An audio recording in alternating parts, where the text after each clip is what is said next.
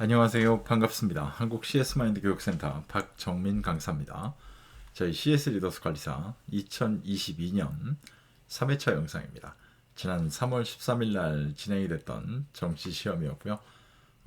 역순으로 좀 갈 겁니다. 저희가 한참 올리지 않다 보니까 이제는 3회차부터 2회차, 1회차 이렇게 순차적으로 다 공개가 될 예정입니다. 여러분, 그래서 같이 한번 보시면 좋을 것 같고요.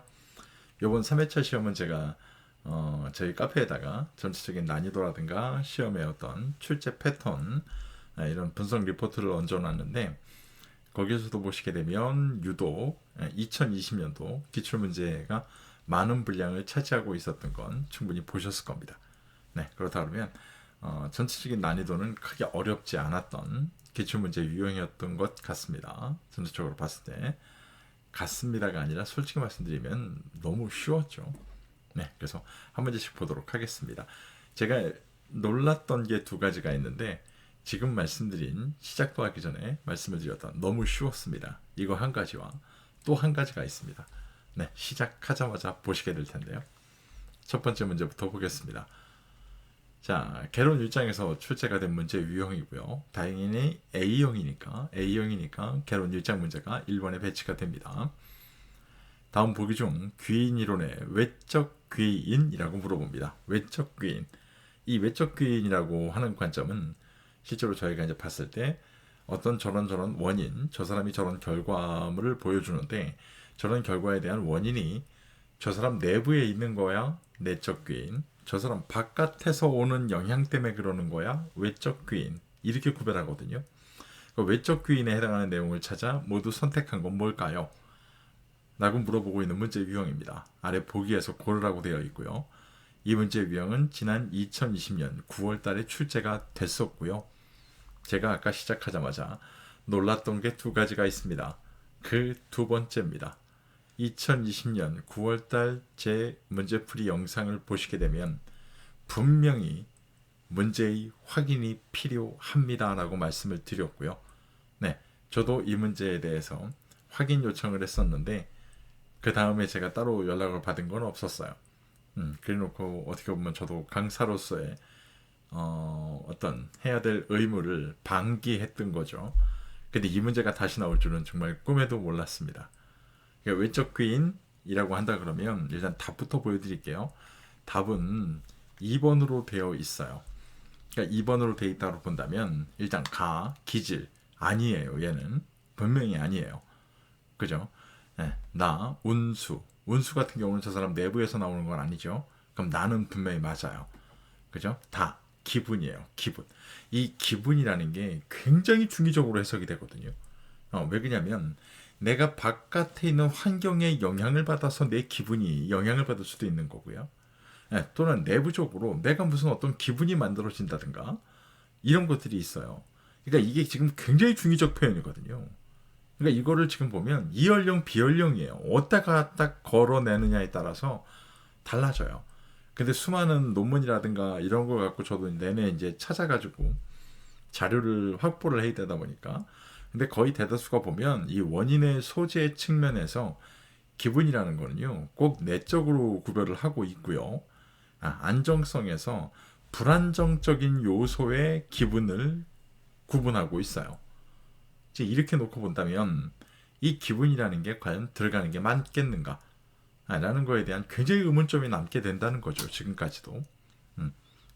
태도, 라에 있는 거, 태도, 이건 그 사람 내부에서 나오는 거죠. 분명히. 선호도. 자, 선호도라는 건 바깥에서 영향을 받아가지고 내가 실제로 그렇게 선호하게 될 수 있는 영향이 분명히 존재한다는 거예요. 그러니까 선호도는 맞죠. 그럼 성격 특성. 자, 이것도 성격과 어차피 나오는 거기 때문에 얘도 내부적인 겁니다. 자, 이렇게 놓고 따지게 되면 나의 운수, 마의 선호도, 얘는 분명히 맞다는 거예요. 얘는 분명히 맞는데 이제 문제가 이제 다의 기분이라는 거죠. 이걸 어떻게 해석하겠는가, 기본적으로.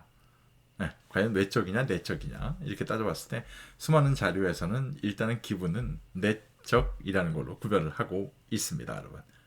네, 그래서 많은 분들이 문제 이의 제기를 하고 하시는데 왜 이 문제에 대해서는 이의 제기를 안 하시는지 너무 궁금해요, 실제로 봤을 때. 그러니까 이런 자료에 대한 거.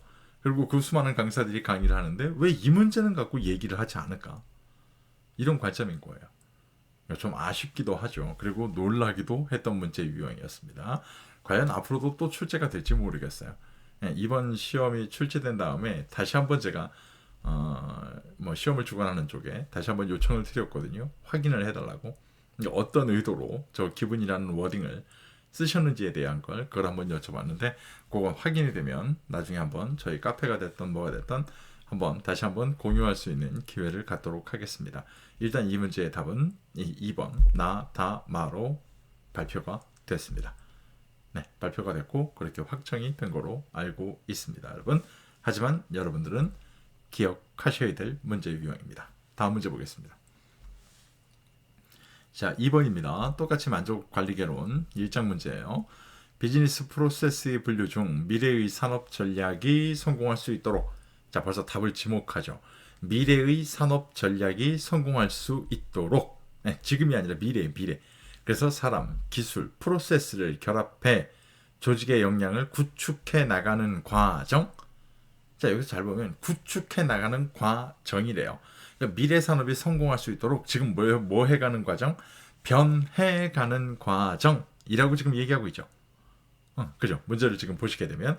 그래서 이 문제는 딱 저 위에 키가 되는 미래의 산업 전략이 성공할 수 있도록, 또 하나 조직의 역량을 구축해 나가는 과정, 이렇게 두 가지 키워드만 딱 잡으면 정답은 변형 프로세스예요. 그죠? 너무 쉽죠? 이거 문제가 답을 그대로 지목하고 있거든요. 이 문제 유형은 2020년도 8월 달에 그대로 출제가 됐어요. 보기마저 똑같게. 네. 뭐 보기의 위치가 달라질 수는 있겠죠. 1번, 2번, 3번, 4번, 5번. 네, 분명히. 저희 문제 은행 방식이니까요. 네, 이래놓고 보면 충분히 구별할 수 있는 문제 유형이었습니다. 여러분 꼭 기억을 하셔야겠죠. 분명히. 다음 문제. 자, 슈메너입니다. 슈메너가 제시한 서비스 프로세스 매트릭스의 내용 중, 자, 전문 서비스래요. 전문 서비스. 그럼 제가 이거 수업을 할 때는 꼭 말씀드리거든요. 이게 방사면이 나와요. 사분면이 나오는데 사분면 중에서 이제 가장 쉬운 방법은 위에 있나요? 아래에 있나요? 이걸 나눌 때 잘 보면 위에 있어요 라고 딱 떠오르시면 노동 집중도가 낮아요. 위에 있는데. 아래에 있으면 노동 집중도가 높거든요. 두 번째 기준은 왼쪽일까요? 오른쪽일까요? 사분면에서. 그 왼쪽에 있으면 상호작용 개별화가 낮아요. 오른쪽에 있으면 상호작용 개별화가 높죠. 이래놓고 딱 구분 기준을 갖고 있을 때 전문 서비스가 어디 있을까요? 라고 생각해보면 오른쪽 아래에 있거든요. 오른쪽 아래. 그러니까 오른쪽 아래에 있다면 첫 번째 뭐가 떠올라야 된다? 높은 노동 집중도예요.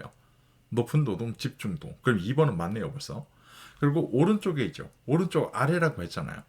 그죠? 이러면 상호작용 개별화가 높아요. 그죠? 그럼 1번 낮은 상호작용, 얘가 잘못됐죠. 그죠? 이 문제 유형은 프로세스 매트릭스, 결국 이제 이렇게 물어보는 문제 유형이 있고, 다음 중 뭐 해당하는 업종의 종류가 뭘까요? 이런 식의 문제를 물어보는 문제 유형이 거의 대다수기 때문에 이 문제 슈메너의 이 서비스 프로세스 매트릭스는 꼭 기억하세요. 사분면을 가지고요. 조금 흐릿해도 돼요. 명칭이 어느 위치에 있었나요? 이것만 기억하고 계셔도 된다는 거예요. 이해가시겠죠? 아주 쉽게 풀이가 되는 문제 유형이었습니다. 꼭 체크하고 보시기 바랍니다. 언제 출제돼도 어떻게 출제가 돼도 충분히 대응이 가능하십니다. 이거. 다음 문제. 데이비드 마이스터가 제시한 대기관리의 기본 원칙 8가지가 있죠. 기본서에서 보시게 되면 이 문제 같은 경우는 이 데이비드 마이스터의 문제는요. 전반부와 후반부 한 문장이 있을 때 전반부와 후반부 중에서 잘 보시게 되면 항상 틀린 보기 같은 경우가 어떻게 되느냐. 후반부가 달라요. 이 독특한 스타일을 갖고 있어요. 이 문제요. 그래서 앞에를 틀리게 하는 경우는 흔치 않고요. 이 뒤에가 틀린 경우가 거의 대다수고요. 물론 가끔 가다가 앞에가 틀리는 경우도 있어요. 근데 앞에가 틀리게 되면 뭐 보기를 보자마자 너무 명확하게 답이 떠오르기 때문에 실제로 그렇게 많은 문제가 나오지는 않아요. 그러니까 뒤에 걸 좀 의심하셔야 돼요. 한 문장에. 기본 원칙에 대한 내용으로 가장 올바르지 않은 것. 이 문제의 유형은 2020년도 7월 달에 출제가 됐고요. 그 이전엔 2018년도 1월 달에 출제가 됐던 문제의 유형이에요. 지금 제가 이렇게 쓰기 요번 영상부터 요번 영상이 아니라 뭐 이전 영상도 그렇게 이렇게 만들고 있는데 이렇게 써드리는 이유가 뭐냐면 출제가 반복되고 있다는 거예요. 지금 보면. 네, 1번 불확실한 기다림이 더 길게 느껴져요. 맞죠? 2번 혼자 기다리는 대기 시간이 더 길게 느껴집니다. 옆에서 뭐 얘기할 친구라도 있으면 마음이라도 편하죠.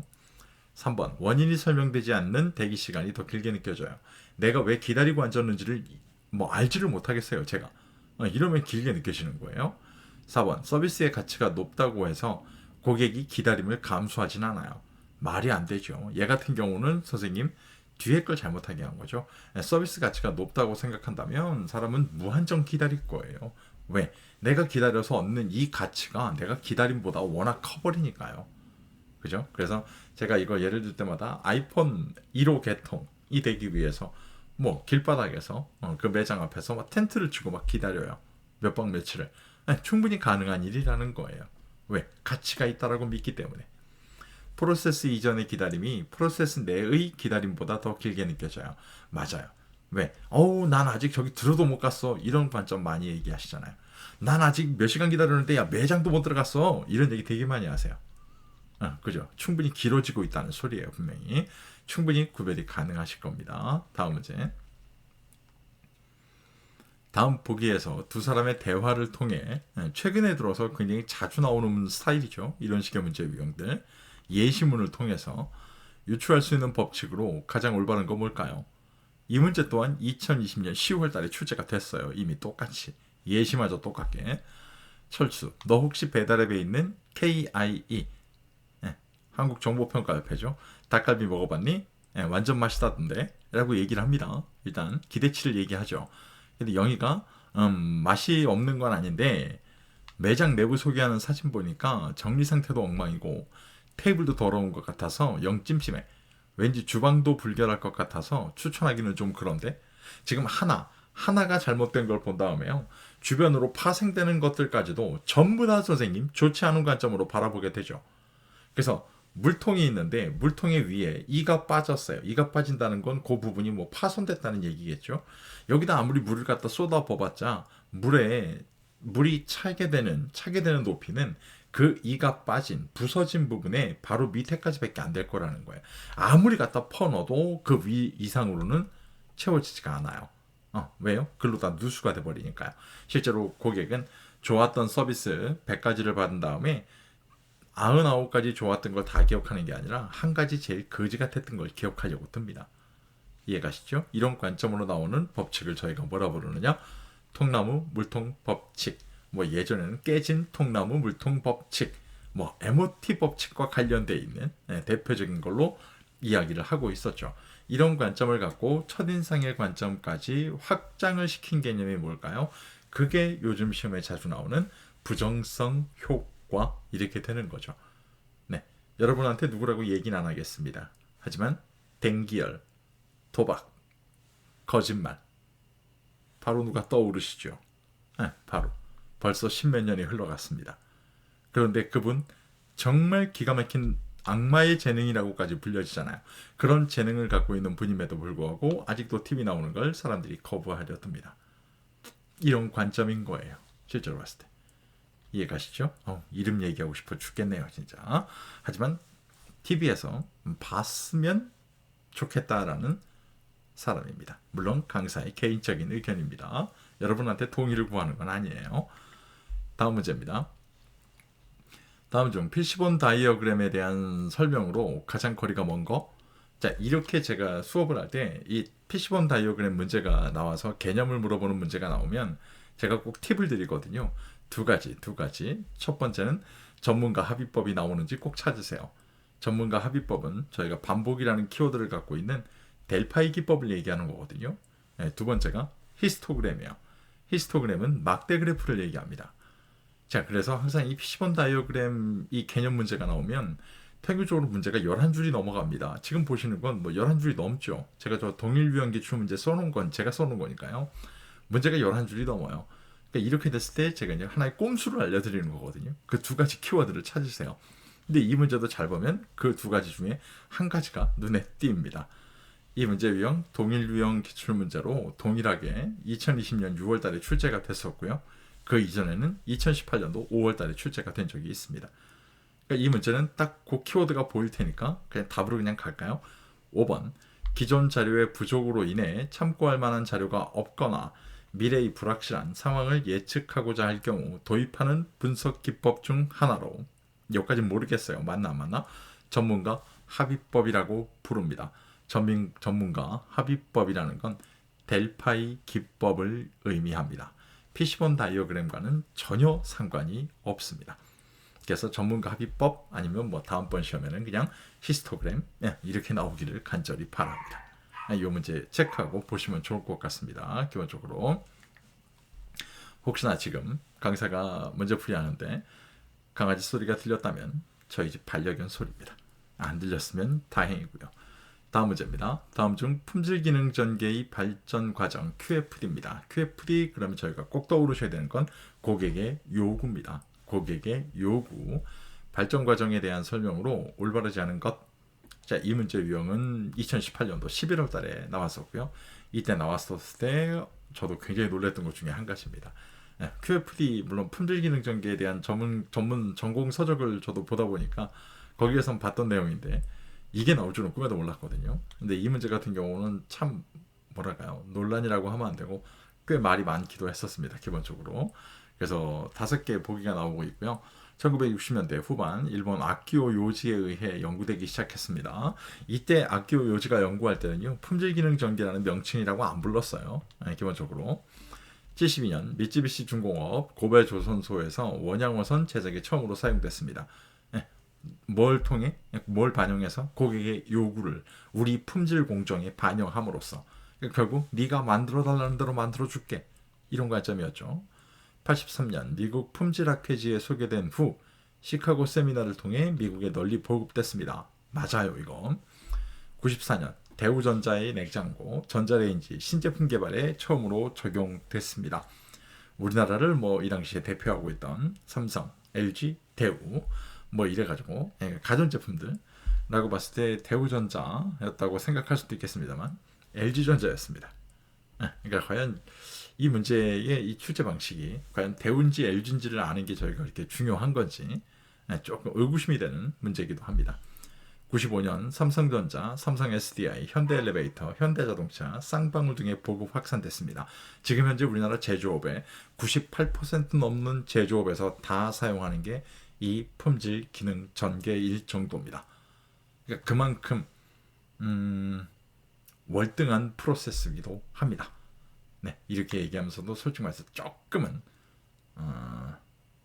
뭐랄까요, 얄미스러운 마음이 있긴 있습니다만 왜 이런 월등한 프로그램은 이들이 만드는지. 네, 이 문제의 정답은 4번이었습니다. 다음 문제입니다. 고객 만족 경영 CSM이라고 그러니까 벌써 2장으로 넘어왔네요. 그러니까 앞에 7문제가 지금 1장 문제였습니다. 7문제가. 그죠? 이 몇 문제가 나오는지도 아는 것도 굉장히 중요한 거예요. 고객 만족 경영의 패러다임의 변화에 대한 설명으로 가장 올바르지 않은 게 뭘까요? 고객 만족 경영, 그럼 저희가 꼭 떠오르셔야 되는 건 전사적, 그 다음에 고객 지향, 이런 두 가지 키워드가 있습니다. 이 문제 유형은 동일 유형으로 2020년 6월 달에 출제된 적이 있습니다. 1번. 시장의 성숙화, 국제화, 개방화, 인터넷의 발달, 무한 경쟁 시대의 도래로 인해 기업 환경이 변화됐습니다. 맞죠? 2번. 소비자 위주의 소비 시장에서 생산자 위주의 공급 시장으로 변화되었습니다. 1970년 대량 생산이 시작되는 산업화 시대 이전으로 돌아가겠다는 얘기인가요? 네, 이번 설명이 잘못되어 있습니다. 앞과 뒤가 바뀌어야겠죠. 네, 생산자 위주의 공급 시장에서 소비자 위주의 소비자 시장으로 선생님 지금 바뀌어가지고요, 생산자보다 소비자가 더 중요한 세상에 살고 계십니다. 3번. 생존 차원의 필수적 소비에서 선택적 소비 형태로 변화하고 있습니다. 예전에는 먹고 살기 위해서 삼시세끼를 다 먹었죠. 그죠? 근데 지금은 삼시세끼를 다 먹으면 삼식이라고 부르는 것 정도를 넘어서서 지금은 탄수화물 중독자라고 부릅니다. 뭘 잘못했다고 중독자라고 부를까요? 그러니까 이만큼 선택적 소비 형태로 변화하고 있다는 겁니다. 분명하게. 4번 기성세대와 차별되는 소비 행태, 가치관을 지닌 새로운 세대가 등장했습니다. 여러분 다 알고 하시는 MZ세대입니다. 보시는 분 중에도 나는 MZ세대야 라고 느끼는 분도 굉장히 많으시겠죠. 이런 분들은 내가 소비생활에 집어넣으면서 하나의 의미마저 부여합니다. 이런 걸 저희가 시험 문제에 나왔던 meaning out이라고도 부릅니다. 이해가시죠? 4번도 맞는 설명. 5번 기업의 목표 시장의 니즈를 파악하고 고객의 니즈와 기대를 만족시키려는 시장 지향성 기업 경영이 요구되고 있습니다. 시장 지향, 고객 지향이라고 맞는 답이겠죠. 분명하게. 이 문제 유형 체크하고 보시기 바랍니다. 다음 문제. 마이클 포터 교수가 제시한 산업 경쟁을 촉진하는 5대 세력. 자, 저희가 이 5 폴스 모델이라고 부릅니다. 이 문제 유형은 아주 전형적으로 지금 보시는 이 문제 패턴으로 출제가 됩니다. 네. 그래서 다음 내용에 가장 부합하는 것은 무엇일까요? 라고 나오고 동일 유형 기출문제로서 이 문제 같은 경우는 2020년 12월 달에 출제가 됐고요. 그 이전엔 18년도 5월 달에 출제가 된 적이 있습니다. 자, 보기를 볼까요? 제품의 차별성이나 브랜드력, 구매량, 구매 비용, 여기까지 모르겠어요. 교체 비용 등에 대하여 분석합니다. 교체 비용 등에 대하여 분석합니다. 그런데 앞에 보면 제가 모르겠다고 했습니다만 구매량, 구매 비용 지금 독특한 단어가 반복되고 있거든요. 구매량, 구매 비용 이렇게 따지면 누구요? 답은 구매자가 됩니다. 구매자. 이해가세요? 이 유형이 5 폴스 모델이라 해가지고 5개가 나오는데요. 이 5개 중에 좀 놀랍게도 2개만 빼고요. 뭐 대표적인 게 신규 진입자 같은 거 2개만 빼고요. 나머지 같은 경우는요. 전부 다 명칭이 내용에 나와요. 명칭이 내용에 나와요. 그러니까 그렇게 좀 구별을 하시면 좋을 것 같아요. 그러니까 예를 들어 하나가 더 있는 게 뭐 시장의 성장성이나 제품의 차별성, 생산 능력, 브랜드력 등을 비교합니다. 이렇게 따지면 아무것도 안 나오죠. 이 답이 경쟁자거든요. 그래서 신규 진입자와 경쟁자는 명칭이 내용에 안 나와요. 근데 구매자, 공급자도 하나 읽어드릴까요? 공급자는 공급품의 차별성이나 대체 비용, 공급업자 상위 집중도, 공급업자로서 이렇게 나와요. 그러니까 얘는 명칭이 그대로 나오죠, 지금. 대체자 같은 경우는 대체품의 성능이나 가격, 대체 비용이나 이렇게 나오거든요. 그러니까 이 문제 유형은 요 반복되는 키워드 몇 개만 알고 계신다면 너무 쉽게 풀이가 가능하신 문제 유형이에요. 어려운 게 아니라 기본적으로. 이해가시겠죠? 요 문제 유형 체크하고 한번 보시기 바랍니다. 자, 벌써 이번 영상 마지막 영상입니다. 앞에서 괜히 그 귀인이론 설명하다가 시간이 너무 길어지고 있는데, 자, 2장 문제입니다. 한국인의 특성에 맞는 감성 경영 전략에서 경영자, 리더가 고려해야 할 사항으로 가장 거리가 먼 것은 무엇일까요? 2020년도 12월 달에 출제가 됐는데요. 요거 잘 보시면 이 문제의 보기의 특성 중에 한 가지가 뭐냐면요. 실제로 기본서에 보실 때는요. 이 좌우 겸장이라고 부르죠, 저희가. 쉽게 얘기해서 왼쪽, 오른쪽, 양쪽 거를 다 조화시키려고 노력을 해요. 우리나라 특히나 이 경영자, 리더 입장에서 보면. 그러니까 한 가지를 집중하고 한 가지를 내려놓고 이걸 안 해요. 잘 실제로 보면. 이 전체 내용 자체가. 그럼 볼까요? 1번 깊이 있는 사고와 토론의식이 필요합니다. 자, 이거 2개 다 들어가죠. 2번 개인주의와 공동체 의식을 조화시키려는 노력이 필요합니다. 이거 2개 다 들어가요. 3번 리더 개인적 측면에서 권위를 완전히 내려놓고 화합을 최우선으로 하는 자세가 필요합니다. 아니요. 한국인의 특성에 맞는 감성경영 전략에서 보게 되면 기본서 내용을 보면요. 어떻게 보면 양쪽을 다 끌고 가려고 들어요. 항상. 3번 설명. 하나를 내려놓고 하나에만 집중하겠습니다. 이런 설명이 잘 안 나옵니다.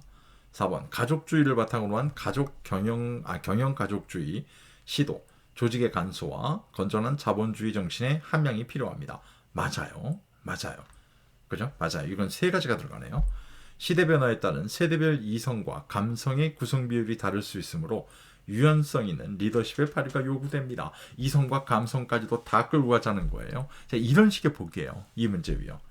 꼭 기억하세요. 야, 이 문제는 지금 답이 3번인가 봐. 이게 중요한 게 아니고요. 한국인의 특성에 맞는 감성 경영 전략이라고 얘기하면 양쪽 거 다 끌고 가려고 하는구나. 이것만 기억하시면 될 것 같습니다. 네, 이렇게 1번부터 10번까지 문제 풀이를 했고요. 나는 네가 얘기하는 이 강의 영상 말고 나는 뭐 어떤 문서로 된 나 이런 뭐 기출문제 자료가 필요해. 그럼 이 화면 좀 잠깐만 쳐다보세요. 네, 제 카페예요. 네이버 카페고요. 밑에는 카페 주소까지 제가 친절하게 적어놨습니다. 물론 클릭은 되지 않습니다만 오시게 되면 뭐 이런저런 내용들 지금 현재 뭐 기출문제 자료 2019년도부터 22년도 거까지 전부 다 공개됩니다. 기출문제 자료 그다음에 뭐 반복 출제됐던 패턴에 대한 것들 이 자체만으로도 선생님 뭐 충분히 시험 대비가 가능하실 겁니다. 네, 그리고 뭐 챕터별 기출문제 분석 저 위에 나와 있는 제가 저자라고 써놨는데요. 네, 저희 저 문제집을 구매하시는 분들에게는 뭐 전체 자료를 다 오픈해서 공개를 합니다. 네, 그래서 뭐 무료 공개 자료, 유료 공개 자료가 다 포함되어 있습니다, 선생님들. 시험을 준비하시는 데 있어서는 분명히 도움이 될 만한 자료들만 쓸데없는 얘기는 안 합니다. 저희 입증되지도 않았던 뭐 문제 은행 방식이 아니에요. 이런 말 같지도 않은 소리 안 합니다. 정확히 입증된 경화적으로 뭐 확인된 내용만 갖고 언급을 해드리고 있으니 충분히 시험 합격에 도움이 되실 겁니다. 활용해 보시면 좋을 것 같습니다. 다음번 영상은 저희 개론 11번부터 20번까지 지금 영상보다 시간은 훨씬 더 짧아질 겁니다. 다음번 영상에 다시 한번 찾아뵙도록 하겠습니다. 긴 시간 고생 많으셨습니다. 참 구독과 좋아요, 알림 설정 옛날에는 누르지 말라 그랬는데 이제는 좀 눌러주세요. 그것도 안 누르니까 별로 기분이 좋진 않더라고요. 네, 고생 많으셨습니다. 고맙습니다.